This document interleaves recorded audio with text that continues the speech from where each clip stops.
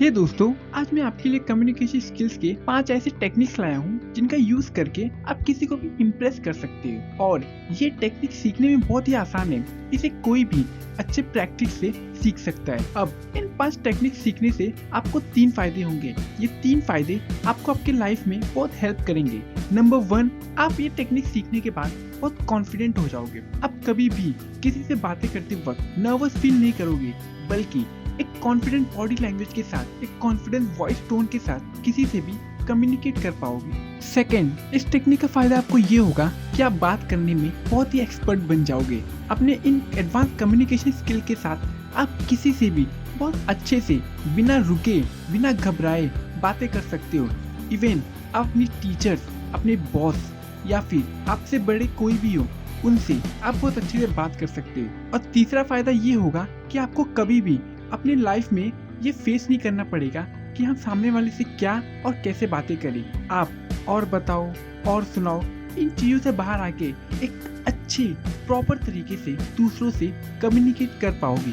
तो दोस्तों, बिना कोई टाइम वेस्ट किए हम सीखते हैं 5 कौन सी कम्युनिकेशन स्किल टेक्निक्स है जो हम सीख सकते हैं। So let's begin. Number 1, quality. अब ये थोड़ा अनयूजुअल लगेगा।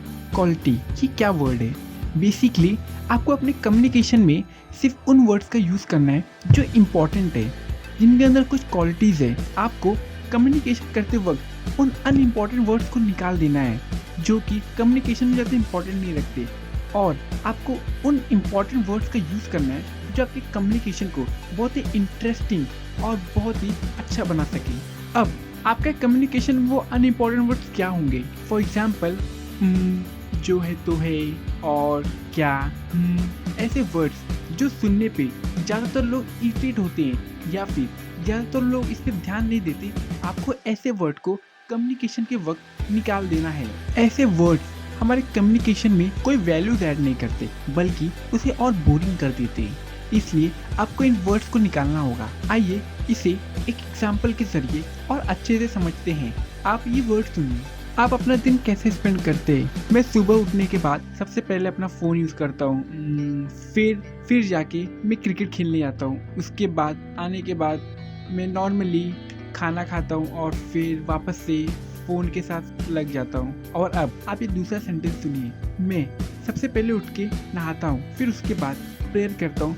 प्रेयर करने के बाद मैं मेडिटेशन करता हूँ और फिर मैं पढ़ाई करता हूँ। पढ़ाई करने के बाद मैं खाना खा के खेलने जाता हूँ और उसके बाद आने के बाद मैं वापस पढ़ता हूँ। अब आप ये दोनों पैराग्राफ को देखेंगे तो आपको पता चलेगा, जो फर्स्ट पैराग्राफ है उसमें चीज़ों को थोड़ा लंबा किया गया है। उसमें ऐसे वर्ड्स का यूज़ किया गया है जो यूजुअली लोग सुनना पसंद नहीं करते।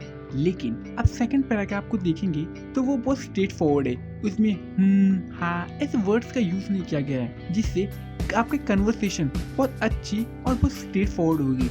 सामने वाले आपकी बात बहुत अच्छे से समझ पाएंगे। इसलिए दोस्तों, आपको ये बात हमेशा ध्यान रखना होगा, आप जब भी किसी से कम्युनिकेट करो तो अनइम्पोर्टेंट चीज़ों को दूर रखो।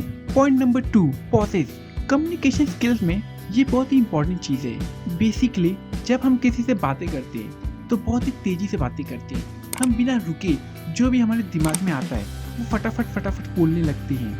और वहीं दूसरी तरफ अगर हम पॉजेज लेके बात करेंगे तो हमारी बात में बहुत ही कॉन्फिडेंट नजर आएगा और हमारी बात थोड़ी इम्पोर्टेंट हो जाएगी। इसलिए किसी से बातें करते वक्त पॉजेज लेना बहुत इम्पोर्टेंट है। आपको कंटिन्यूसली किसी से भी बात नहीं करना है, आपको बात करते वक्त बीच में पॉजेज लेना है। अब आप ये सोचते होंगे कि पॉजेज लेना कैसे है, हम कैसे अपने कम्युनिकेशन में इस चीज़ का यूज़ कर सकते हैं।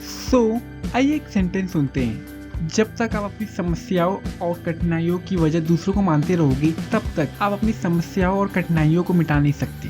अब ये दूसरा सेंटेंस सुनिए। जब तक आप अपनी समस्याएं और कठिनाइयों की वजह दूसरों को मानते हैं, तब तक आप अपनी समस्याएं और कठिनाइयों को मिटा नहीं सकते। अब दोस्तों, आप ये दोनों सेंटेंस को कंपेयर करेंगे तो आप एक साफ डिफरेंस देख पाएंगे।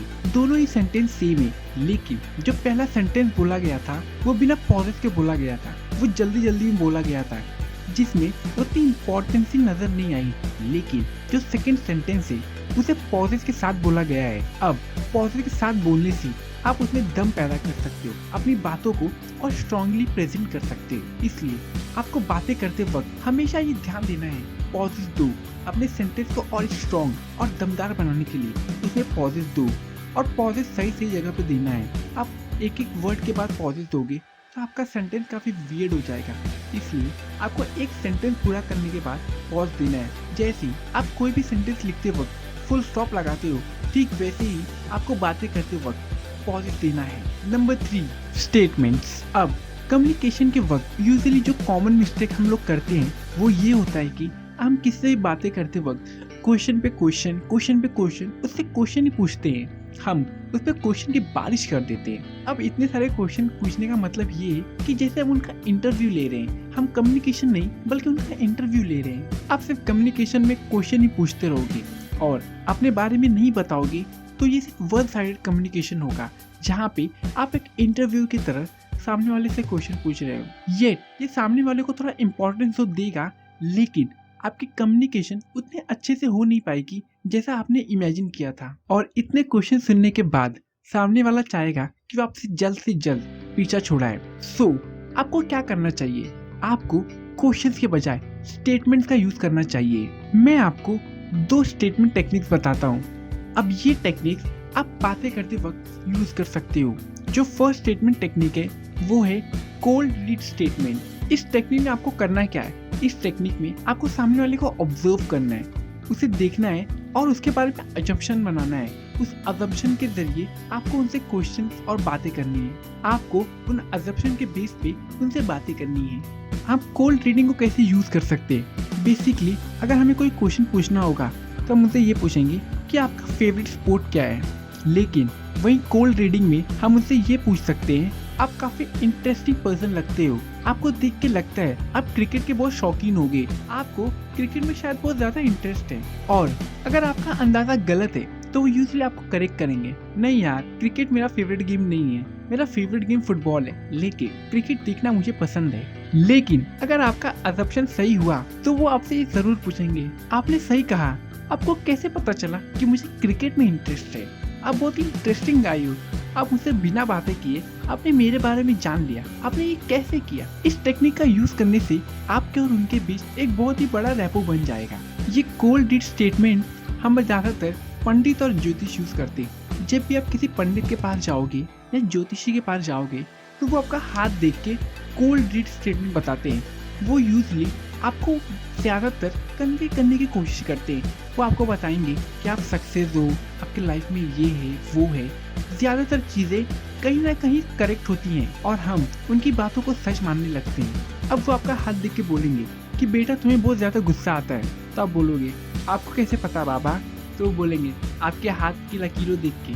यूजुअली गुस्सा तो सभी को आता है, लेकिन जब उनकी कोल्ड रीड स्टेटमेंट हम सुनते हैं हम उन पर विश्वास करने लगते हैं। आपको तो ये समझ आ गया होगा कोल्ड रीड स्टेटमेंट क्या होता है, इसलिए आप इन ट्रैप से बचिए। आप किसी भी बाबा शीट के पास ना जाए, आप इस शीट से बाहर आए और समझिए कैसे लोग कोल्ड रीड स्टेटमेंट का यूज करके आपको मैनिपुलेट कर सकते हैं। कोल्ड रीड स्टेटमेंट को मेंटलिस्ट, फिजिक्स, इल्यूमिनिस्ट, मोटिवेशन स्पीकर कई लोग यूज करते हैं जो कि दूसरों को इम्प्रेस और मोटिवेट और मैनिपुलेट करना चाहते हैं। तो आप समझ ही गए होंगे इस टेक्निक में आपको सामने वाले को देख के एक असम्पशन बनाना है और उसे बोलना है। आप गलत होगे तो कोई बात नहीं, वो आपको करेक्ट कर देंगे, लेकिन अगर आप सही होंगे तो आपके बीच बहुत अच्छा कनेक्शन बन जाएगा। और जो सेकंड स्टेटमेंट टेक्निक है वो है स्टोरी टेलिंग। इस टेक्निक में आपको अपनी बात को एक स्टोरी की तरह बताना है। फॉर एग्जाम्पल बेसिकली आप एक नॉर्मल क्वेश्चन सामने वाले से करोगे कि आपको किस बात से डर लगता है, लेकिन आप इसी क्वेश्चन को एक स्टोरी फॉर्मेट में बोल सकते हो। जैसे कि बचपन में मुझे अंधेरों से बहुत डर लगता था। जब भी मैं अकेला सोता था तो मुझे लगता था कि मेरे आसपास कोई ना कोई घूम रहा है, कोई भूत है, जिसकी वजह से मैं अपनी मॉम के पास सोता था। अब यहाँ पे इस सेंटेंस में आपको बहुत सारे वर्ड मिल जाएंगे, जैसे बचपन, अंधेरा, भूत, डर। वर्ड्स का यूज करके सामने वाला भी आपसे बहुत इजीली कम्युनिकेट कर पाएगा और वो भी अपने एक्सपीरियंस को आपके साथ शेयर करेगा कि मुझे भी बचपन में अंधेरों से डर लगता था, लेकिन मैं कभी मॉम के पास नहीं गया, मैं अकेला ही सोता था। दोस्तों, आप इन 2 स्टेटमेंट टेक्निक का यूज करके और अच्छे से किसी को भी मैनिपुलेट और कम्युनिकेट कर सकती हो। Let's move to technique number 4।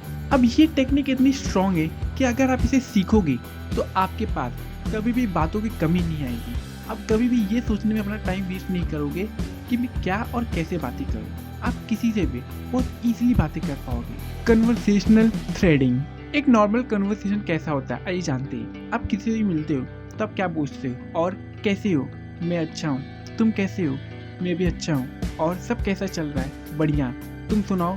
मेरा भी अच्छा चल रहा है। और बस इतनी बातें करने के बाद आपकी कन्वर्सेशन एंड और डेड हो जाती है।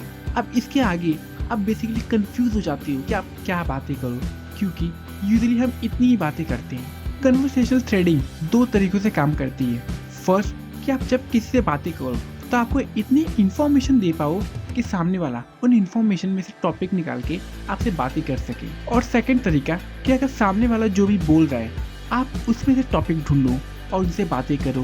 कन्वर्सेशन में बहुत सारे टॉपिक्स होते हैं, लेकिन हम ज्यादातर उन टॉपिक्स को नजरअंदाज कर देते हैं। लेकिन अगर हम अपनी बातों को कुछ इस तरीके से बोले तो, जैसे और कैसे हो?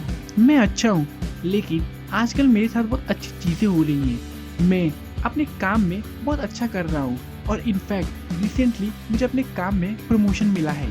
अब इस सेंटेंस में से सामने वाला आपसे कई बातें शुरू कर सकता है, जैसे अरे वाह, तुम्हें प्रमोशन मिला है?